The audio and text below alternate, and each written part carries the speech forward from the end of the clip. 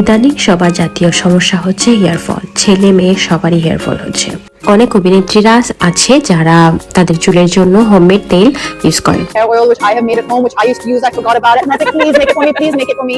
And she so sweetly made it for me the other day, and it's the most incredible hair oil that I've been using. बहुत अच्छा रहा है मेरे लिए, so I hope it helps you also.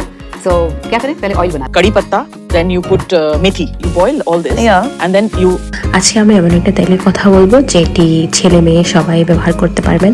আর এটা আমি দিয়েছি কালো জিরা, যেটিতে আছে থাইমোকুইন, যেটি চুল পড়া, চুল ভাঙা রোধ করে এবং সাথে উজ্জ্বলতা বৃদ্ধি করে।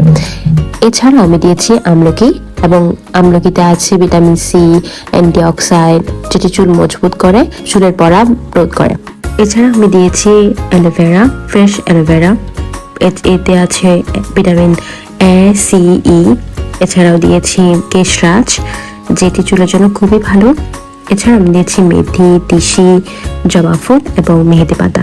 এগুলো সবগুলোই 100 গুণে গুণান্বিত চুলের জন্য, এগুলো আলাদা করে কিছুই বলার নাই। তেল হিসেবে নিয়েছি নারকেল তেল, ক্যাস্টর অয়েল, অলিভ অয়েল।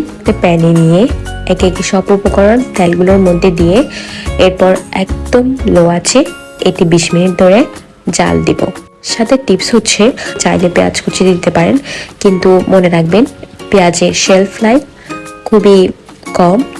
এই জন্য যে তেলটিতে আপনি পেঁয়াজ দিবেন মনে করে সেটি 1 মাসের বেশি ব্যবহার করবেন না। সবগুলো 20 মিনিট রেখে এরপর ছেঁকে নিয়ে একটি বোতলে স্টোর করবেন।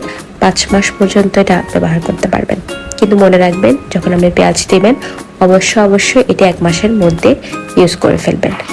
এর বেশিরভাগ বৈশিষ্ট্য জিনগত হলেও যত্ন, পরিবেশ, খাবার, এগুলোর হরমোন, এগুলোর উপরে চুল নির্ভর করে।